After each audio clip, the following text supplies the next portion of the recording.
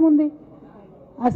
అసలు నాకు జన్మనిచ్చినటువంటి నా తండ్రి, ఈ ప్రాణాన్ని భిక్షగా ఇచ్చినటువంటి నా తండ్రి, ఆయన చిటికెన వేలు పట్టుకొని నేను ఓనమాలు నేర్చుకున్న ఉద్యమాలు ఎట్లా చేయాలని.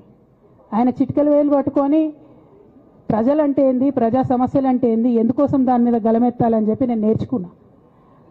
ఆ నాయకుడి స్ఫూర్తిగానే నేను సామాజిక తెలంగాణ మాట్లాడినా. భారతదేశం మొత్తంలో ఇన్ని రాష్ట్రాల్లో ముఖ్యమంత్రులు అయితే 75 ఏళ్ళ స్వతంత్ర భారతదేశం, 79 ఏళ్ళు స్వతంత్ర భారతదేశంలో దళితులకి 3 ఎకరాల భూమి ఇస్తా అని చెప్పినటువంటి ఏకైక గొప్ప నాయకుడు కేసీఆర్ గారు. ఆయన దగ్గర నుంచే కదా నేను సామాజిక తెలంగాణ ఎజెండా నేర్చుకున్నది. బీసీలకు ఎవరు వృత్తి పనిదారులు ఉంటే వాళ్ళకి చేయూతనిస్తా అని చెప్పినటువంటి ఏకైక ముఖ్యమంత్రి కేసీఆర్ గారు. చెప్పినట్టుగా డబ్బులు ఇచ్చిండు కూడా. ప్రతి కులాన్ని కాపాడుకునే ప్రయత్నం చేసిండు. అది కాదా సామాజిక తెలంగాణ? నేను మే 1 నాడు లేబర్ డే రోజు మాట్లాడితే దాన్ని చిలువలు పలువలు చేసి సామాజిక తెలంగాణ పేరుతోని కవిత పార్టీ పెడుతుందని చెప్పి నేను నిన్న చెప్పిన 2 పేర్లు పని కట్టుకొని నా మీద దుష్ప్రచారం చేసిండ్రు. నేనేమైనా తప్పు మాట్లాడినా? బీఆర్ఎస్ పార్టీ వ్యతిరేకమా సామాజిక తెలంగాణ నినాదానికి? బీఆర్ఎస్ పార్టీకి సామాజిక తెలంగాణ అవసరం లేదా? భౌగోళిక తెలంగాణ వస్తే సరిపోతుందా?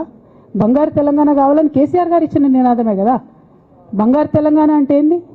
హరీష్ రావు ఇంట్లో బంగారం ఉంటే, సంతోష్ రావు ఇంట్లో బంగారం ఉంటే బంగారు తెలంగాణ అవుతుందా? కాదు కదా. ప్రతి ఒక్క సమాజం బాగుంటేనే బంగారు తెలంగాణ అవుతుంది. నేను అదే కదా మాట్లాడినా. దానికి ఇష్టం వచ్చినట్టు నా మీద స్టోరీ లేపిస్తే నేను భవన్లో పోయి కూర్చొని బాజాప్తా, ఎక్కడో కాదు, బయట ప్రెస్ మీట్ పెట్టలేదు, ఏ ప్రెస్ క్లబ్లో పెట్టలేదు, డైరెక్ట్గా తెలంగాణ భవన్ నా ఆఫీస్ అండి, నా పార్టీ భవన్లో పోయి కూర్చొని నేనేం చెప్పినా? నా మీద కుట్రలు జరుగుతున్నది, నా మీద విషప్రచారం జరుగుతున్నది అని చెప్పిన. నేను రామన్నను బుజ్జగించి గడ్డం పట్టుకొని అడుగుతా ఉన్నా, అన్న నీ చెల్లెని, ఒక మహిళా ఎమ్మెల్సీని మన పార్టీ ఆఫీస్లో కూర్చొని నా మీద కుట్రలు జరుగుతున్నాయని నేనంటే మీరు వర్కింగ్ ప్రెసిడెంట్గా ఉన్నారన్నా, ఫోన్ చేయరా అన్న నాకు? ఏమైంది బేటా, ఎందుకు బాధపడుతున్నావు అని ఫోన్ చేయరా? ఇది ఎప్పుడు జరిగిన ఇన్సిడెంటు? లీక్ కాకముందు, నేను నా కొడుకు గ్రాడ్యుయేషన్కి అమెరికా పోకముందు, అంతకుముందే. మరి మీరు వర్కింగ్ ప్రెసిడెంట్ కదన్నా, నేను పార్టీ ఎమ్మెల్సీని కదా.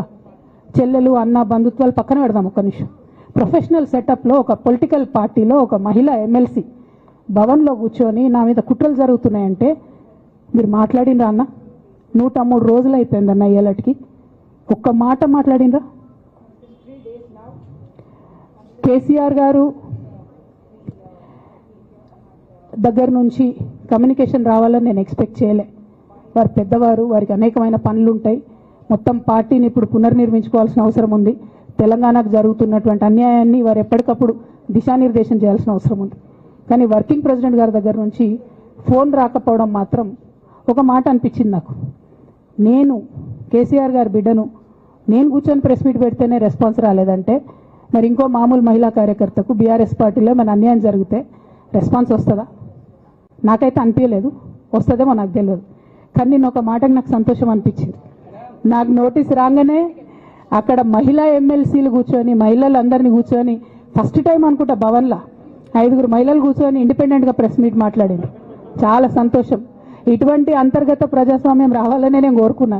మహిళలకు, ఎస్సీలకు, ఎస్టీలకు, బహుజనులకు కోటరీల అడ్డంకులు లేకుండా యాక్సెస్ రావాలి.